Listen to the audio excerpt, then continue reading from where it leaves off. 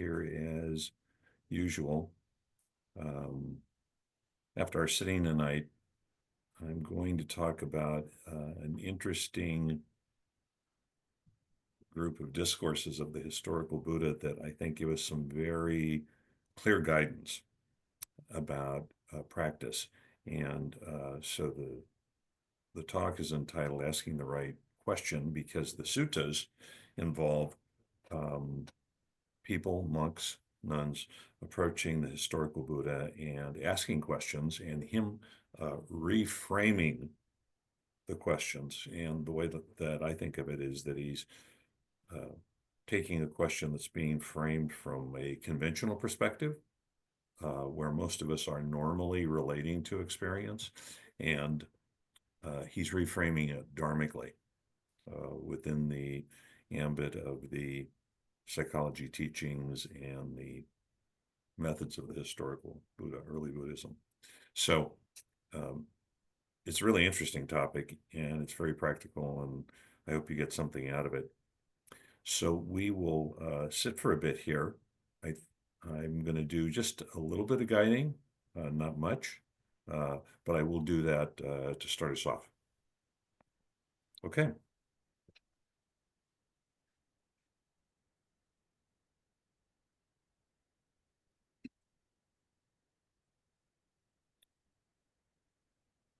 So most of us have a process or a structure that we use to meditate, and almost immediately our minds move into that structure when we close our eyes or we sit down to meditate.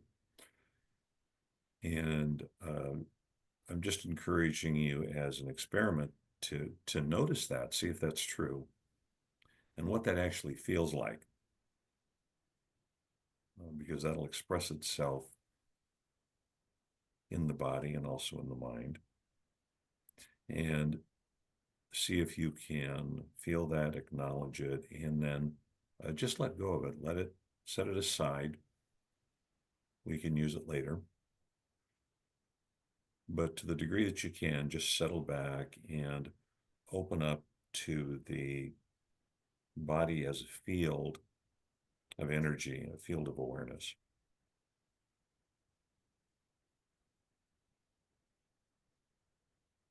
And just receive whatever appears in the field of awareness. So rather than laying a conceptual model on top of your experience, like something's happening in my leg, see if you can just let go of the parameters, open to the field of energy and awareness, and experience sensations appearing in the field. And then what do the sensations feel like? Do they have shape or form or color or intensity?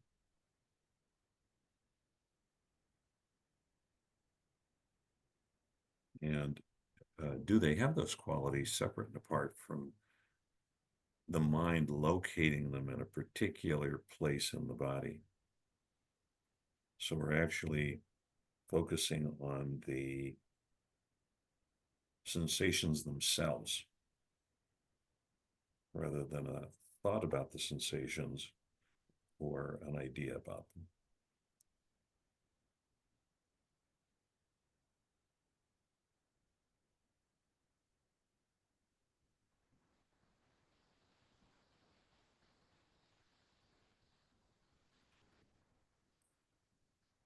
If you can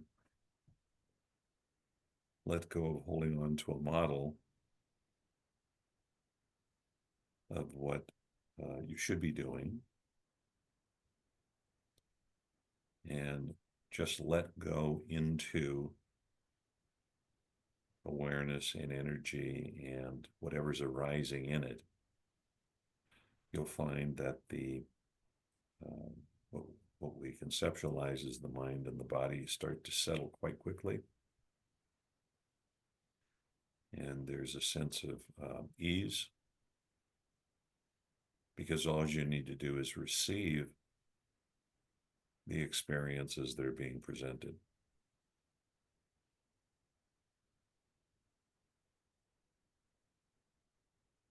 You have to be awake, you have to be alert, but the main job is receiving and knowing what's being received.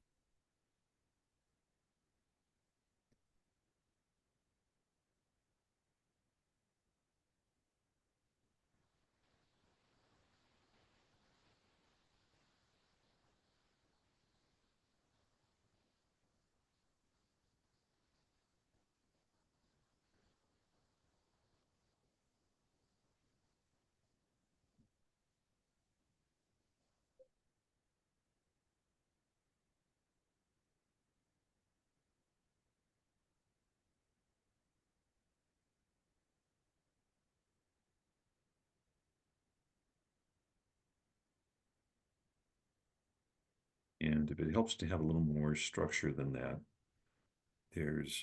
I'll suggest 3 different ways, approaches, methods that we can use, but still working with the notion of treating our awareness as a field of energy and awareness and sensations appearing in them, rather than needing to do something or make something happen. So to provide a little more structure, you could actually hold the field of energy or awareness in the body as a whole. So the body is acting as a container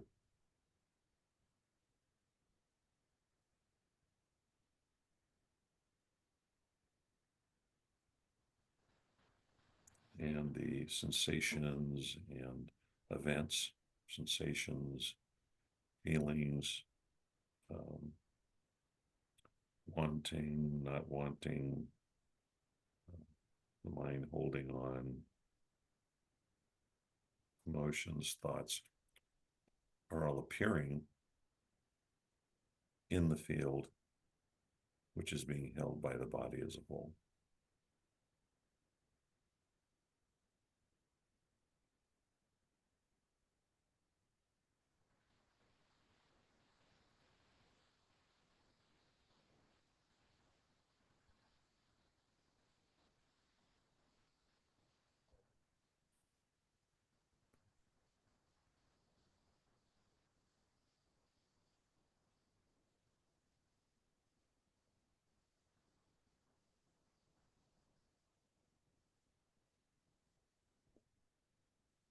And a second way that you might experiment with this is that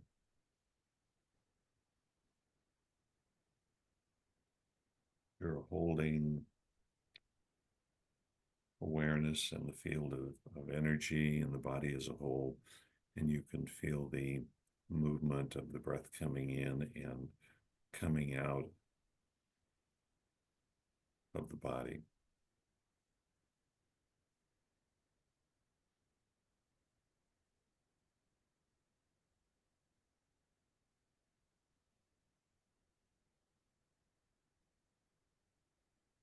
So the movement of the air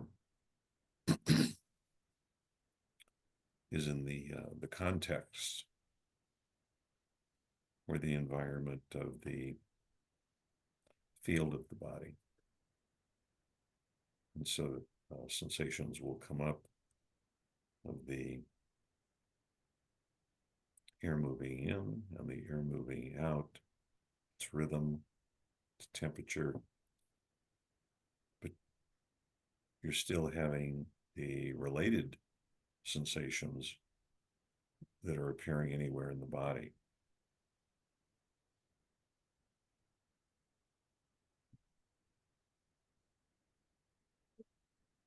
So when you try to stay focused on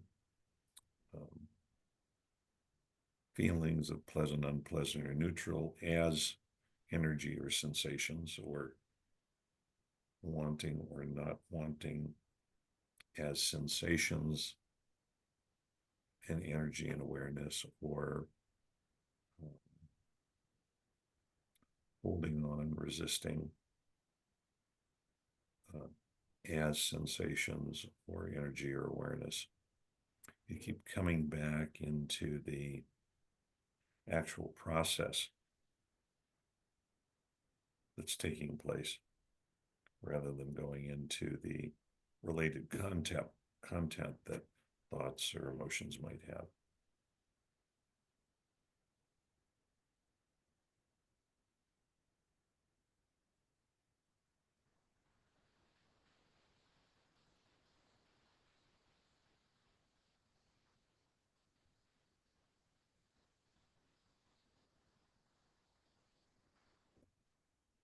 And then a third approach that you can try, which is the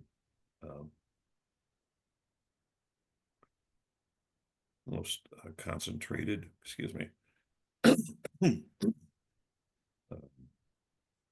is the most concentrated or narrow, and be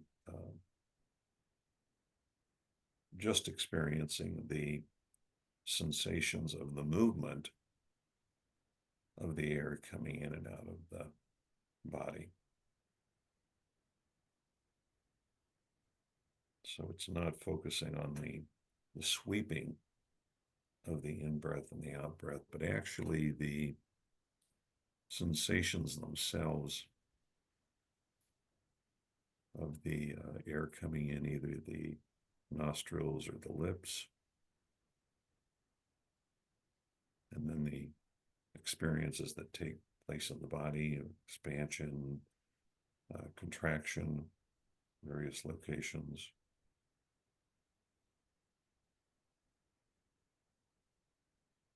Sense of release after the body is filled up, and it releases the air and begins to move out. Change of temperature that's taking place.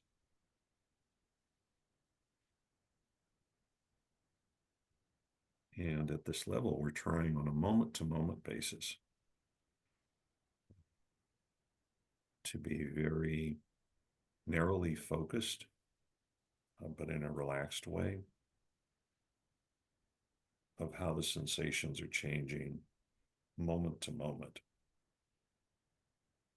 as the air is moving in and pauses and is moving out.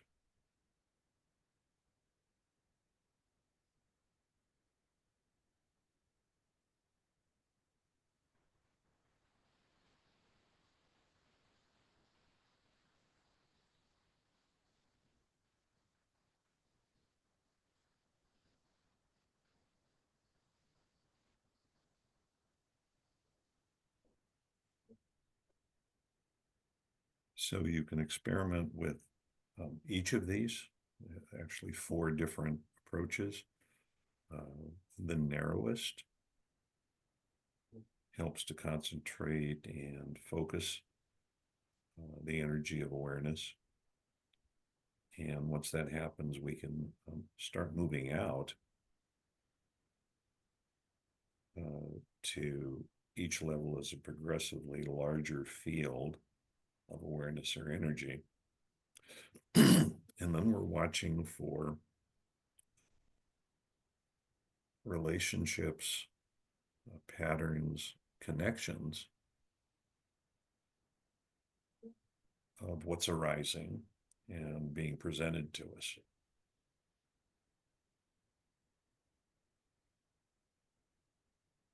So we're watching for causation. So a strong sensation arises. Associated with that is a thought. Associated with that is an emotion, and then that emotion having a reaction.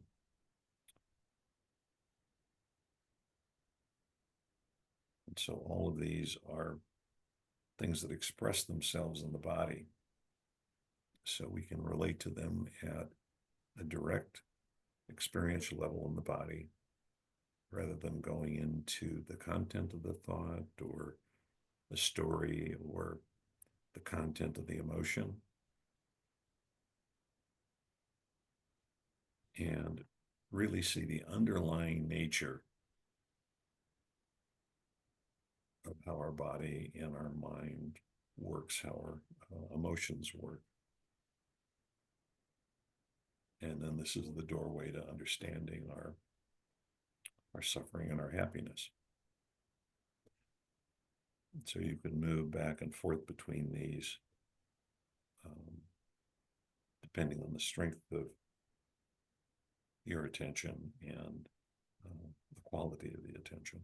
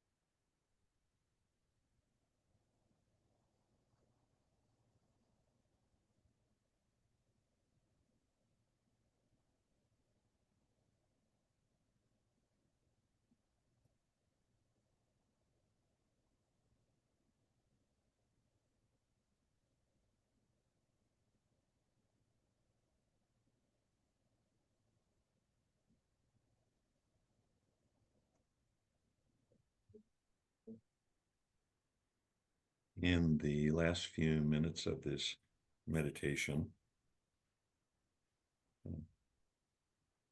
just take a moment gradually to begin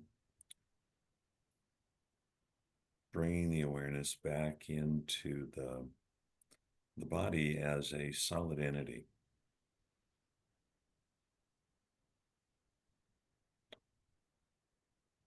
And beginning to move from whatever the focus was into the body as a whole, and then the body sitting in the chair. What are the sensations that are experienced as we move back into the body as a solid object? And the arms and the chest and the back and the neck and the head all becoming more solidified, and the senses awakened. Probably during the sitting, the senses weren't quite so awake in the face or the neck, the legs and the feet, the weight of the body on the chair, the hands touching each other or touching the legs, the moisture in the mouth.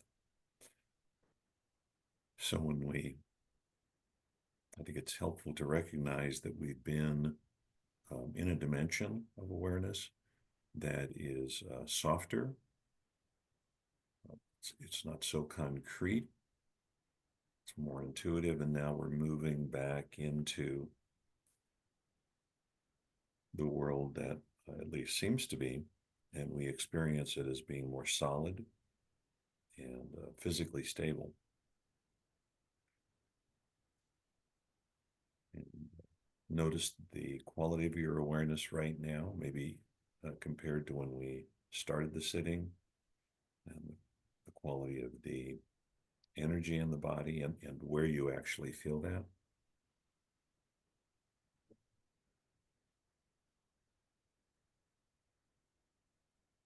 And just reflect for a minute if there was any experience, anything that presented itself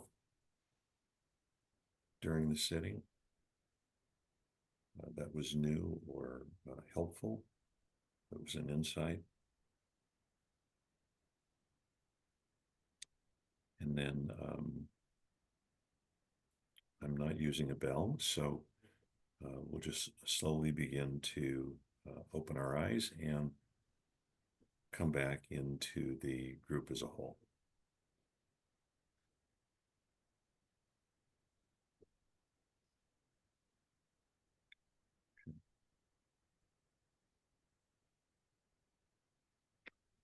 So thank you.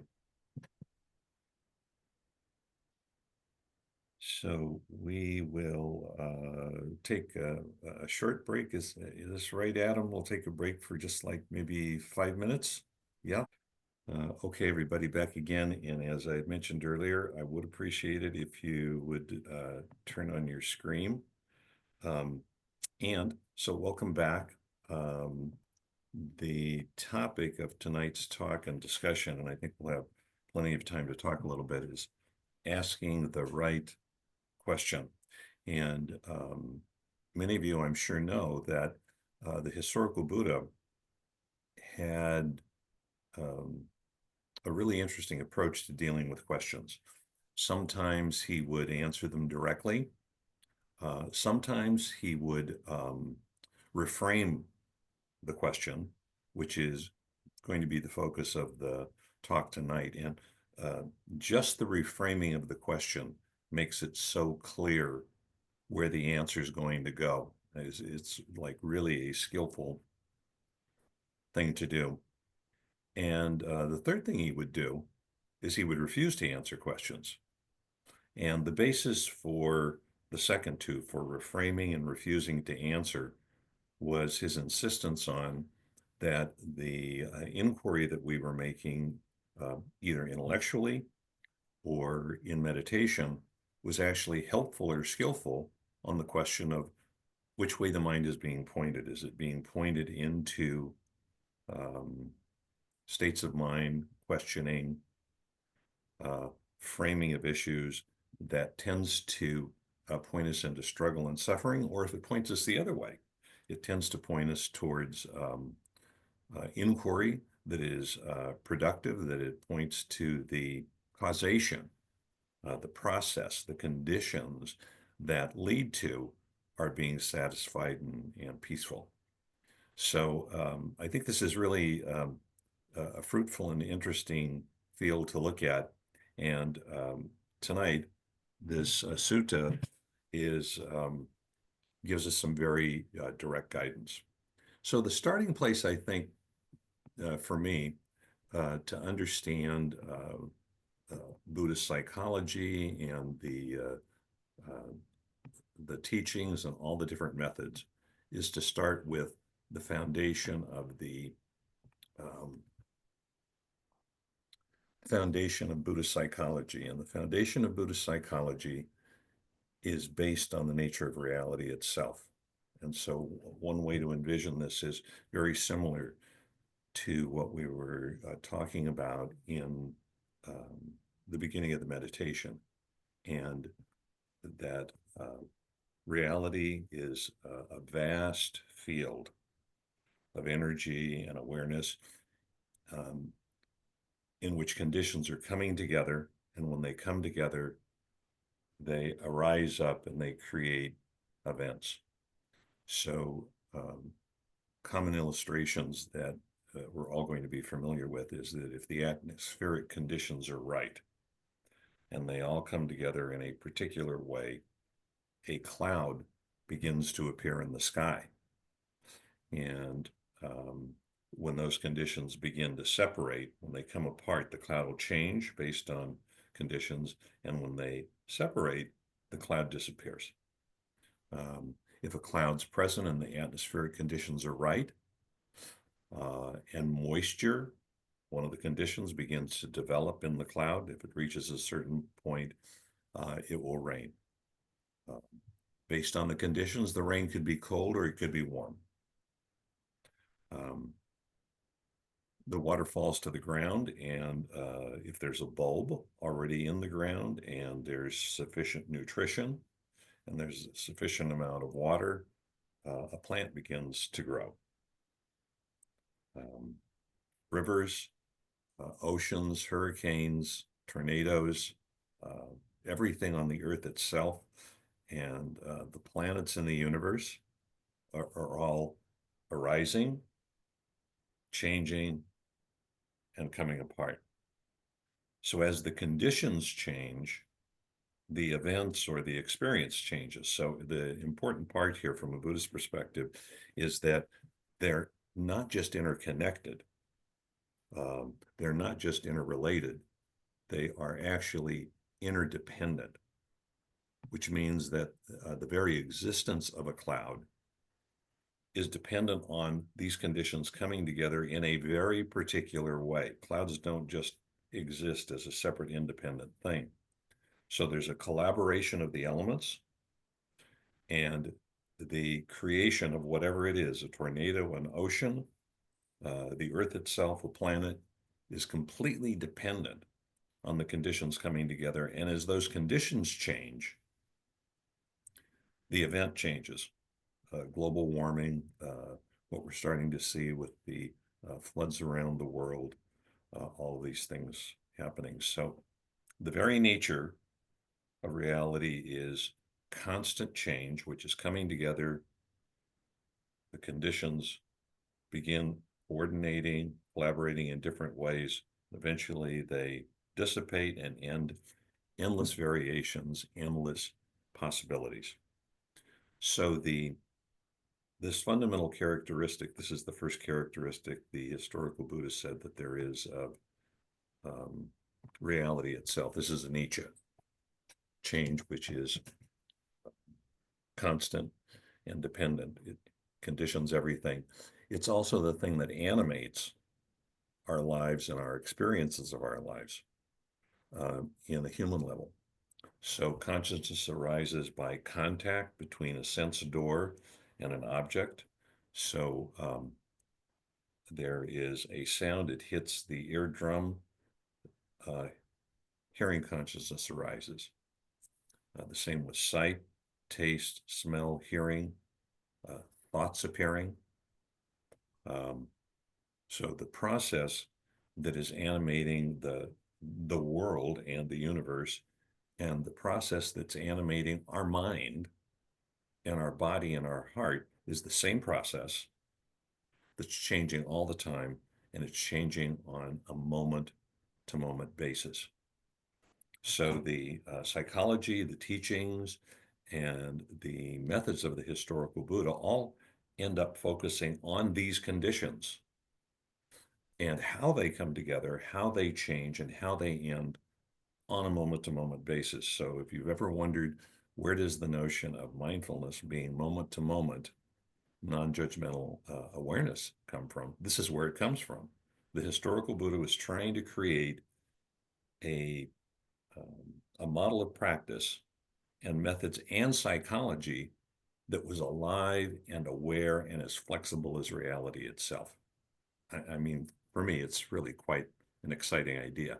And when we do this, and all of us have had this experience, we're right in the moment, we're right connected with the change that's happening in the conditions. We feel anchored, we feel embodied, we feel alive, and we can begin to see causation. We see connections between events, we see relationships between these conditions, and we begin to understand in an intuitive, direct, experiential way, not conceptually.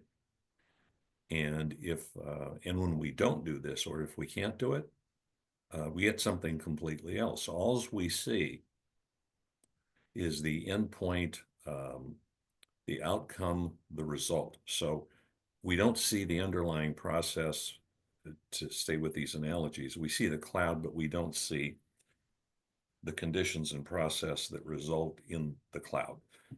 We see a hurricane, but we don't see the conditions and the process that create the hurricane. And more importantly, we are walking along and we realize that we're anxious or depressed, and we're experiencing that. That's the equivalent of the cloud, and we don't know how we got there.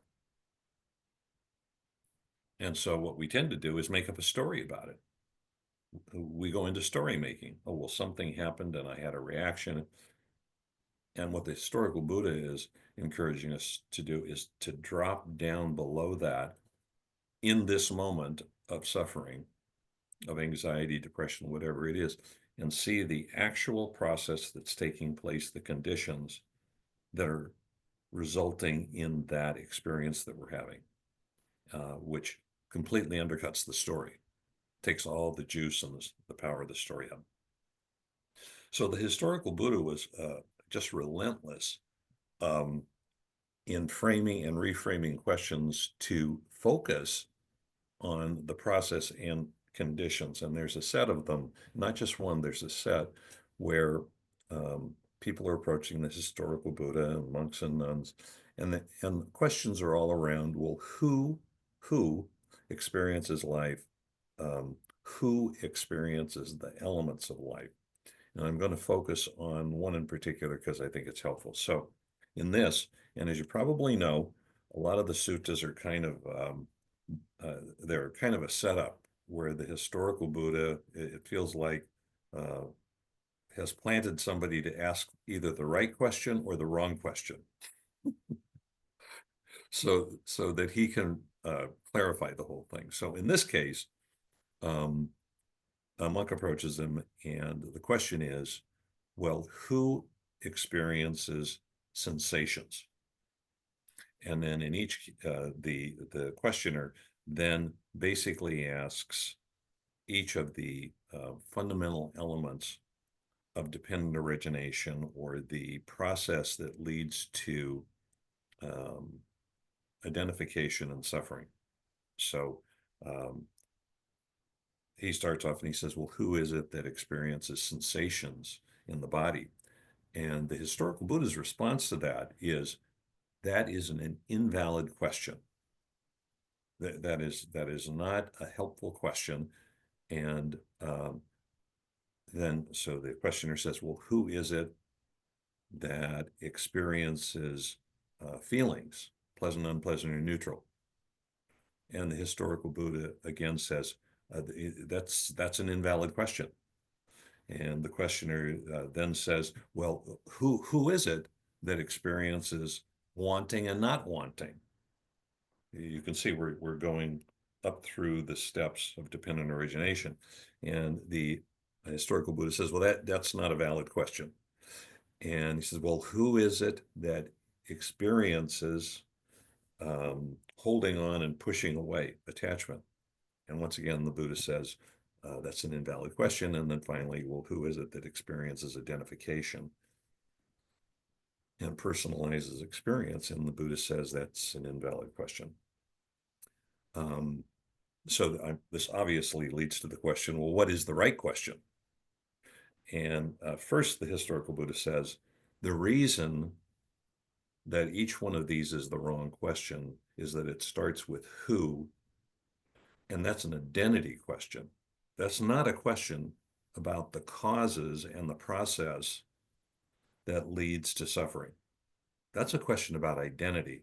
And when you pose a question like that, it immediately leads to this sense of separation and dualism that I am experiencing something, which immediately leads to a sense of personalization of the experience and identification.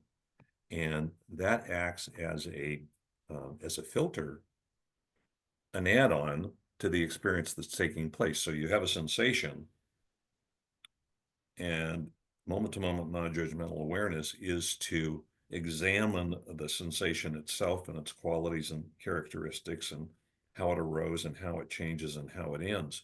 The minute we say, who is it that's experiencing that? Now it's about me experiencing that. So that's the filter, and I'm no longer dealing with the thing itself. So when we say that in Vipassana, the idea is to see things as they are, that's what we're talking about, to actually see the sensation without adding anything onto it. And he said the biggest add-on that we do is making a story about it. And that what we tend to do is go up into thinking, and when we start with the who question, that almost immediately leads to what he called speculative thought,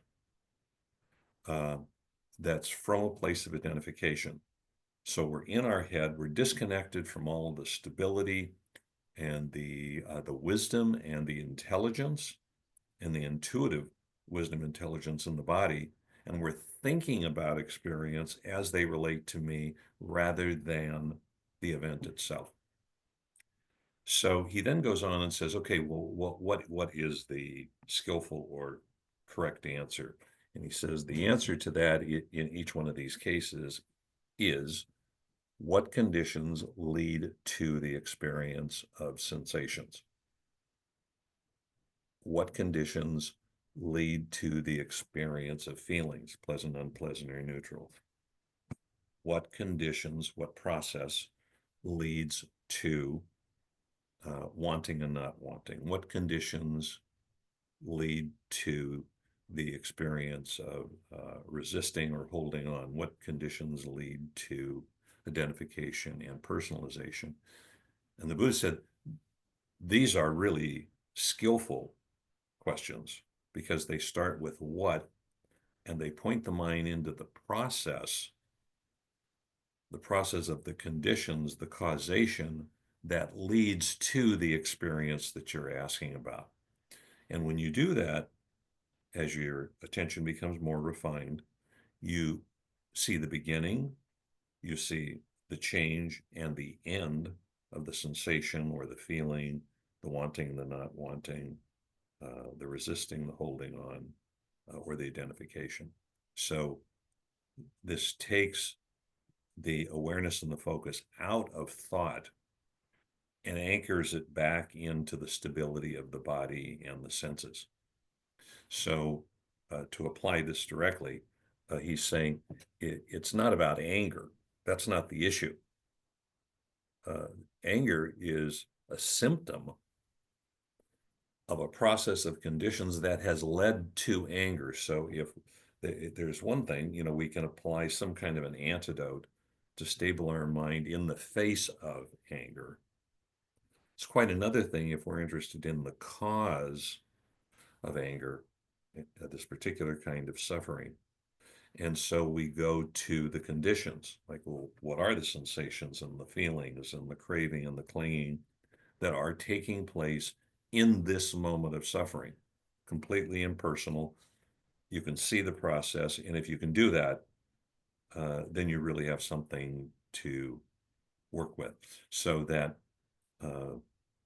you're experiencing and working with the conditions that are leading to suffering rather than a story, an identification, um, an interpretation about what's going on. So we're not adding anything onto it. So it doesn't matter what the mind state is, positive or negative, frustration, anxiety, depression, happiness, joy, uh, uplifting experiences, all of them.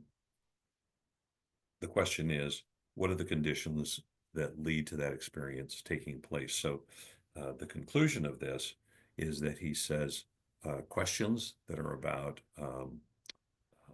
if what you're concerned about is suffering and not suffering, exploring from a who, I, me, mine story perspective is going to point your mind just back into suffering and confusion again. And if you ask questions and explore from the perspective of what conditions, what process are leading to whatever the experience is, this is what leads to discovery and insight. And it's the reason, by the way, that to the best of my knowledge, and there's thousands of discourses that the historical Buddha gave. And I think I'm right in saying this, that you will not find a discourse or sutta from the historical Buddha where he's talking about his personal story or his personal narrative. You won't find a sutta where he's saying, the fact that my mother died early and I was raised by my aunt, and that I was so upset about the conditions of my life and confused about the existential nature of reality that I left my wife and I left my never say those. It's all about the experience that's taking place in the moment of suffering or in the moment of happiness and how you got there. Um, there's a time and a place to explore the story, but from a contemplative, meditative perspective, that's not the approach. So I want to just apply this directly and then open this up for some discussion. Let me see what time it is. Yeah, so we've got a little time. So I found this extremely helpful, both in meditation and in daily life. And I think that there's two things that are really helpful to remember. And the first thing is when you wake up, you're in the middle of struggling and you wake up, that you actually have to make a choice of what you're going to do to deal with it. And the choice revolves around this guidance. Are you going to point your mind back into suffering and struggle? In other words, going into the story, asking who, making it, adding on I, me, mine, inflaming the situation? Or are you going to point the mind in the direction that leads to your understanding the process that got you there and then helps you get out of it? So you have to make a choice between, are you going to ask who, I, me, mine questions? Or you're going to ask the question that the Buddha suggested, and that is, what conditions, what process led to my experience that's taking place right now in this moment? And that's a very clear choice. And I found it, I've tried to make it a practice and develop it as a habit to realize that when I'm suffering, when I'm confused and struggling or angry or whatever it is, that the first thing actually have to do is make a choice. And that choice actually either puts you on the path or it takes you off the path. If you dive into I, me, mine, you're diving in to confusion, and will have trouble getting out. And you're actually pointing your mind off the path. And if you point the mind into conditions and process, you're actually pointing your mind into the path. And then the second thing is, and this may seem obvious, but um, when you're suffering, it certainly isn't obvious frequently. And the second thing is you actually have to act on your choice. And that may sound odd, but think of all the good intentions that you and everyone else has, and believe that you're a certain kind of person with a certain kind of intention, and then you look at your actual conduct, and it's not uncommon for there to be a big discrepancy.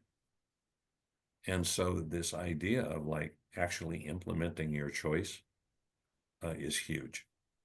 And once again, that's a habit that you have to ask, I think.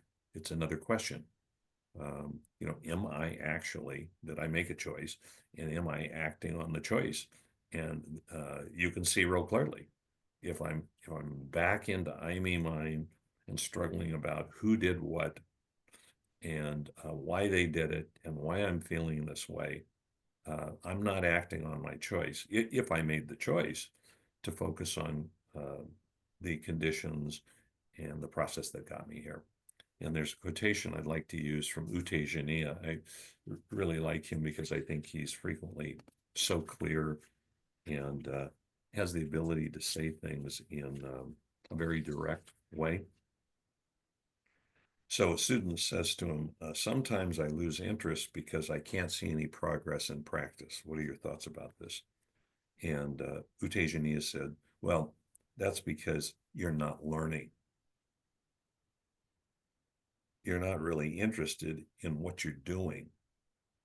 You can't expect results if you just sit there and expect something to happen. You need to be aware of and learn from and understand what is happening right now during your meditation or in daily life.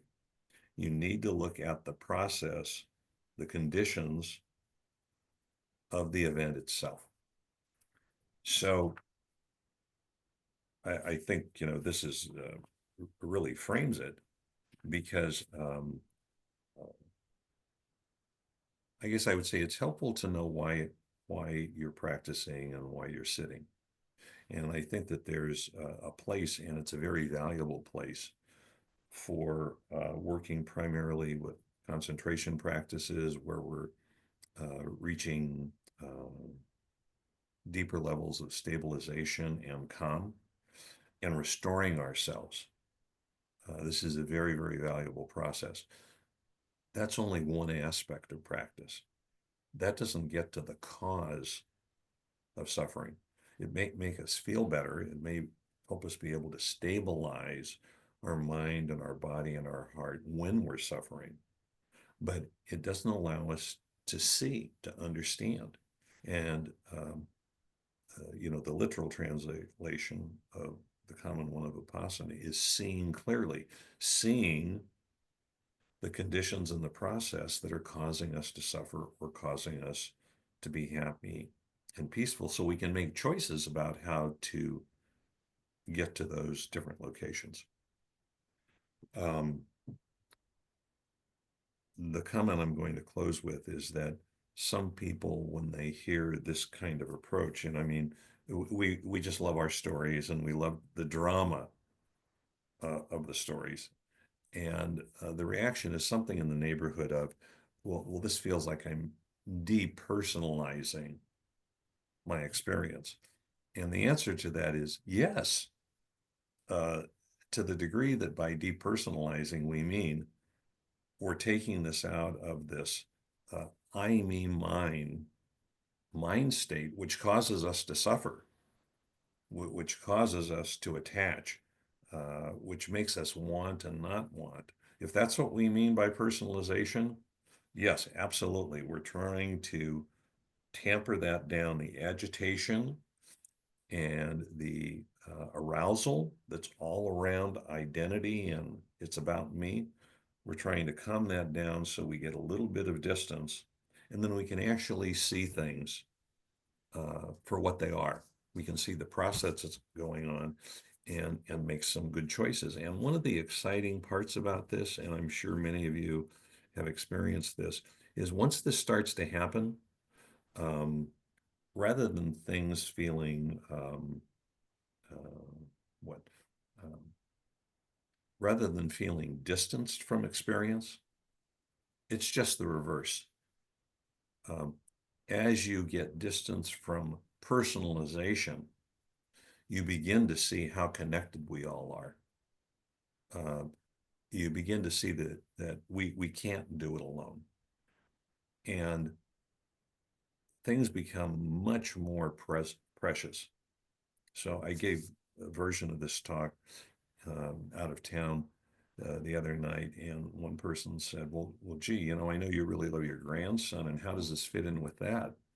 And how it fits in is that uh, he continues to become more and more precious because I can actually see how extraordinary it is that both of us are on this planet together and somehow came together.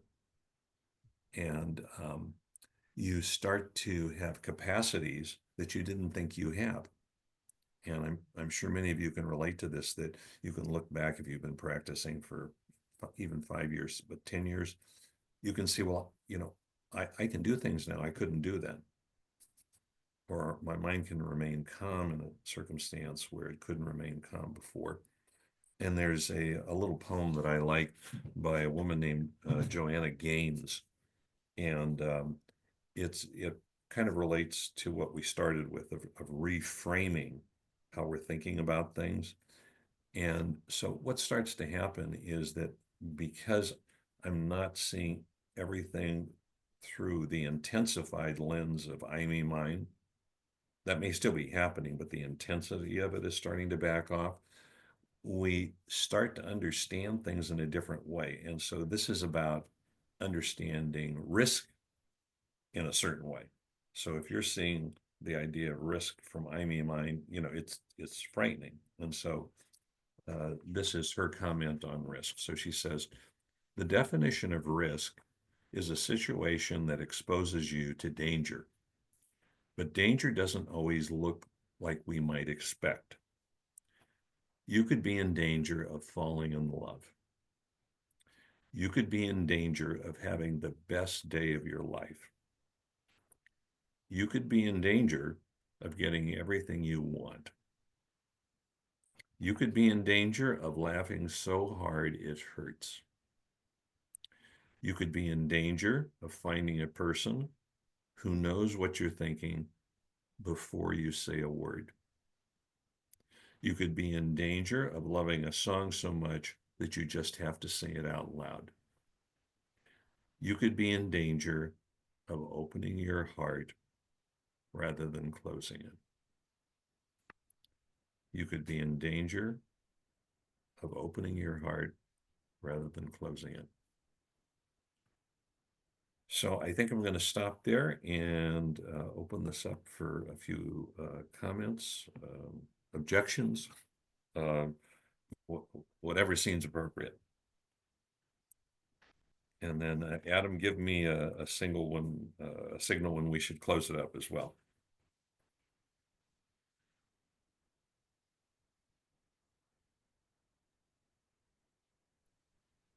This is Jennifer from the Meditation Hall. We have a question. Start with your name. Hi, Dennis. This is Rolita. Thank you Hi, good for, evening. thank you. Hi, good evening. So I just want to be clear on how I'm processing this. So if we're looking at situations, we're looking at the causation or the cause of situations more so than the I, me, and my. And so I can see how that would help to calm the mind and understanding what this the the causes, how do how does someone, we have survival instincts, and so we tend to protect ourselves. And so how do we look at the cause and make a decision on the cause without including the high, me, and my? You may have touched on that, but I think I'm a little bit confused on it still. Yeah, well, I think the starting place is it is confusing because, we've built up a lifetime of seeing through a lens of I, me, mine, right? And so this practice is encouraging us to start seeing that there's at least two different dimensions of how we can see and understand and relate to our experience. So one is through the conventional view that we're normally operating at. And the other one is that just below the surface, in the same way that, there's the ocean. And if you look out at the ocean, there's all these things happening underneath the ocean, and you really don't realize that until something comes up to the surface, or you actually go down under the surface and look at it. But those are the things that are actually controlling the ocean.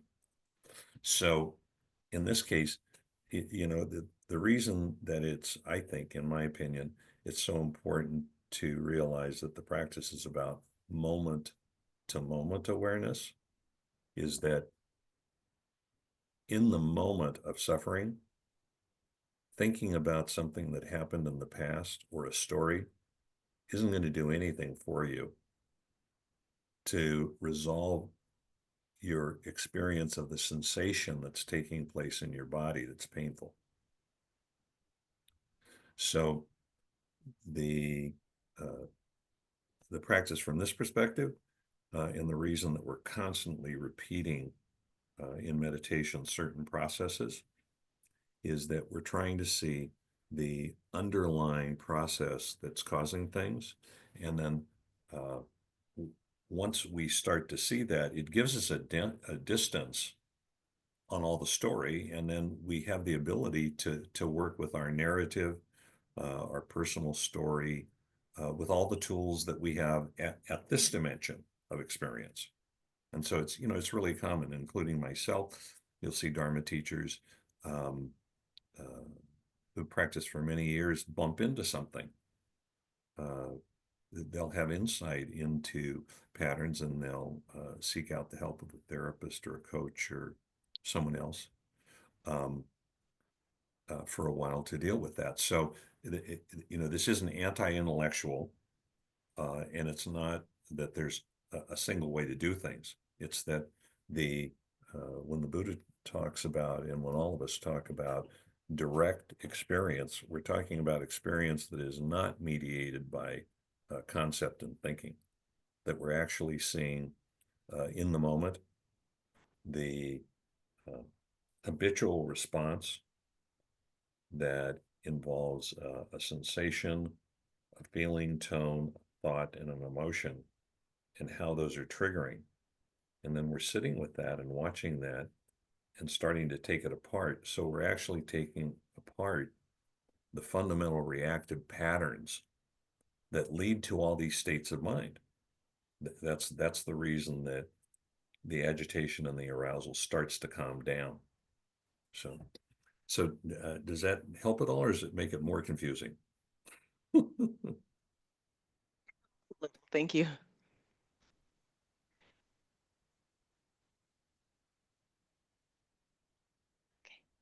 Another question from the hall. Hi, Dennis. I'm Merle. I wanted you to maybe give an example. And so I would just kind of say a small example that maybe you're in an argument with somebody, and of course that is going to bring up the me. So would you give an example of how you don't do that? Yeah. Okay.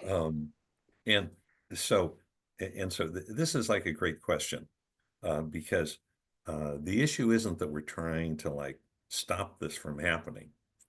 That's not like, someone came up to me the other night at our sangha and said, "Hey, listen, I finally got it." And I said, "Okay, what was it?"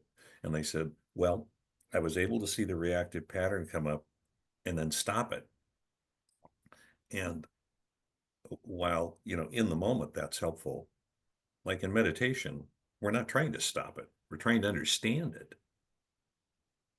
because the experiential understanding is what causes the mind and the heart to begin relating to it in a different way. It's like, go all the way back to beginning meditation. All of us who've been in a beginning meditation class, one of the first things that you hear is, well, a thought is just a thought until you give it some value. Well, I mean, that takes a lifetime, right, to actually embody that. But that's it. It's like, by this direct experience, we understand it differently. So I'll just give you an illustration. The other day I was putting my notes together for this talk, and I've got, one of these little things with my phone here is like right next to the screen. And, I'm deep in contemplative thought. I'm so happy that I'm working on this talk, and it's going to be such a great talk. And the phone goes off, and I look over, and it's a text message. And I see the first 3 lines of the text message, and it's like an atomic explosion. The mushroom cloud. So, it's just hilarious. I'm sitting here, talking about I, me, mine, and and then all it takes is like three lines, and my mind just explodes. Okay. So then in that moment, what do you do? And fortunately, I'm sitting here at my desk. If the person said it to me in person, that's another thing. But, I've gotten to a place where most of the time I actually see the mushroom cloud. And it's like, oh man, okay, so just settle back, take a pause, and just what I had said earlier, it's like, no, you have a choice to make right now. And you're either going to be on the path or you're not going to be on the path. And if you're on the path, you're going to go down into your body now and see how the thoughts and the emotions and the feelings are expressing themselves. And then you experience that directly, and it starts to calm everything down. You get some distance. You realize that there's the message, and then there's your reaction to the message. And what's causing you to suffer actually isn't the message on the cell phone. What's causing you to suffer is a reactive habit that you've developed with this person and that topic. So that's the first place to start with. So you work with that, and once you work with that for a while, then I can actually go back and respond to the text message without being too angry or frustrated or whatever it may be. So there's, I think it's important to remind ourselves there's no magic bullet here. We develop and we start getting more equanimous, but until you're fully cooked, I mean, we're going to want and not want and have reactions and anger and frustration. And the game is to experientially begin to understand them in a deeper, direct, intuitive way, so that we're not just constantly conceptualizing and then laying a concept on top of our actual experience, that we start to be guided by the intuitive and experiential wisdom that's in our body. So. Thank you. I think I'm doing some of these things already, so that's good to know. But I would say I'm still, which, like you said, it's a whole lifetime. I'm still a little confused about, not going into this me who, it's so good still. But anyways, it's a lifetime. So thank you so much. And one way to think of it is that there's a time and place for everything. I always liked Ramakrishna had this saying about thinking. And he said, thinking is a good servant and a poor master.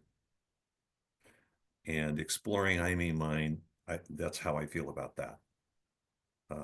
If you go into I, me, mine and your narrative, when your mind is aroused and agitated, it's really difficult to see clearly. So actually working with this to the degree that you can, at this more direct experiential way, for me, is always the starting place. And then to the degree that that helps me stabilize and seeing that, the problem actually isn't anger. The problem is the process that led to the anger, or the problem actually isn't depression. It's the conditions and process that led to that. Then I can look at the I, me, mine part and the narrative, which is important, but I've got some distance around it. I've got some space around it, and I've got a better chance of working with it. So you're trying to combine both of these skill sets that we have. And I think what the sutta is encouraging us to do is to start with the direct experience. Yeah. So. Okay, so I see it's almost the witching hour. So One second, I just wanted to say to you, that was so helpful because a lot of times what I do once it's all said and done and the mind is so active, I just I suppress it. So to know to go, and then when I have the space to go back, and that was just really helpful. So thank you so much. okay, yeah, yeah. I mean, it's helpful to remember the little the little model that I have in my head, that because when we're suffering, I don't know about you guys, I get really confused. you know, and all the stuff that you think is so simple, it's crazy. You forget it all. It makes you stupid. So the little model that I always go back to is experience, explore, discover. So we're actually not trying to suppress anything here. We're trying to experience it as fully as we can, but not through the filter of fear and I, me, mine. It's like, well, what does that actually feel like in my body? What are the sensations? What's the feeling tone? What is that? How does that point my mind? And then you keep investigating that, and it leads to spontaneous insight meditation. And then that gives you a whole new basis for working with your narrative. So, okay, well, listen, I'd like to thank you so much for being here tonight. And, we're just, I think we're in a unique, at least in my lifetime, we're in a unique place in this country and in the world. I mean, something's really happening all over the world. And, not just global warming and all of that, but something's happening with how people want to live, and authority and control. So the work that we're doing on ourselves, and as that spreads out to everyone else, I think is just indispensable. So I'd like to thank you for that. And may the cumulative impact of our good intentions and our effort together spread out and touch not only those who are close to us, but ripple out into the community and the rest of the country. Okay, so thank you very much.